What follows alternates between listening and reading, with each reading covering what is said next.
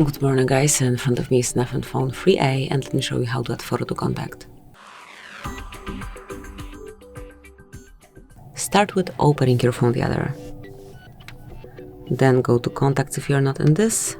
In this tab, locate the contact that you wish to personalize, mark edit at the top of the list, select add picture, and now you can pick photo either from your own gallery. You can grab a photo right now by tapping on camera. You can choose one from your Google Photos or illustrations. Then you can customize it however you like.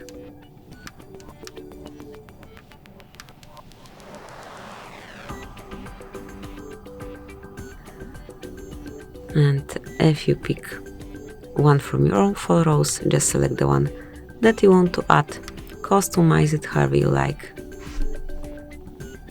Tap on choose and then just mark save to apply it. And that's it, that will be all. So thank you for watching, please subscribe our channel and leave the thumbs up.